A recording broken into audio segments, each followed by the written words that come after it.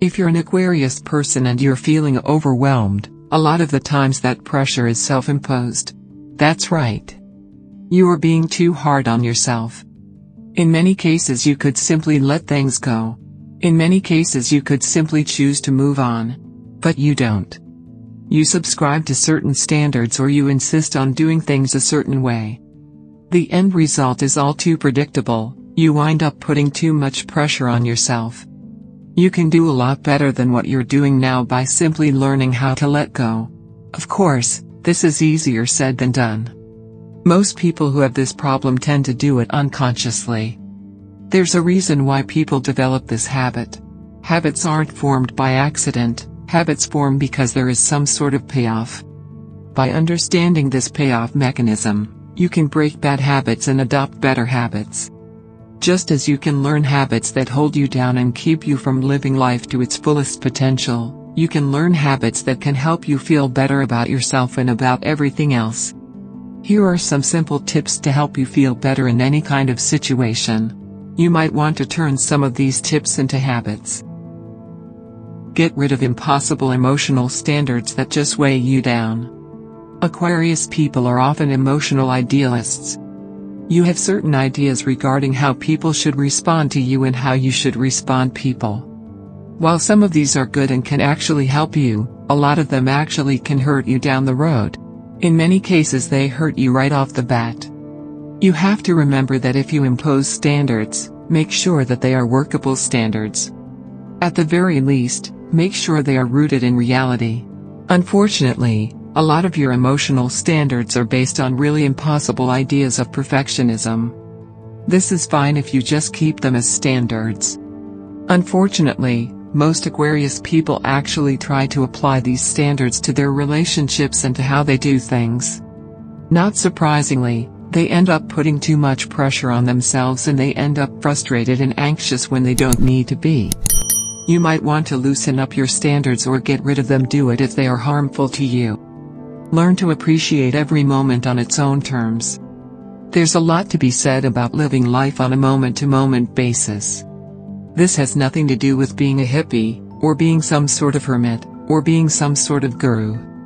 Regardless of where you are, you can become happier by simply just feeling appreciative of every passing moment. You have to remember that every moment, there are many things going right. In fact, there are more things going right than there are things going wrong. Focus on this. Allow yourself to feel happy and appreciative that this is the case. Learn to zero in on a moment. When you learn to zero in on a moment, you essentially turn off your mind and focus only on one thought or on one stream of perception. This is probably one of the most effective ways anybody can deal with stress. Stress is defined as many different stimuli creating all sorts of conflicting signals in your mind. Your mind gets overworked and all of a sudden you are emotionally overengaged. You worry all the time, you are fearful, and it really eats up a lot of your energy. You can set aside almost all of that by simply learning to zero in on a moment. When you do this, you focus your mind on one set of stimuli at a time. This goes a long way in relieving stress. This also helps you become a better thinker. Your analytical skills get sharpened because you only focus on one mental task at a time.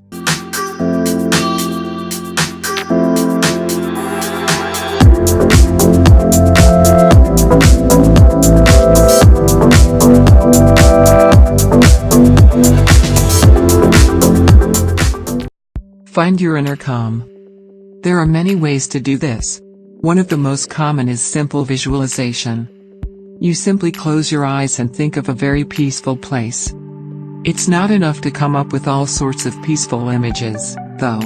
You also have to learn how to call these images to mind and call the right emotional triggers that they bring to the table. If you're able to do that, you would be able to take control of your emotions regardless of where you are and at any time.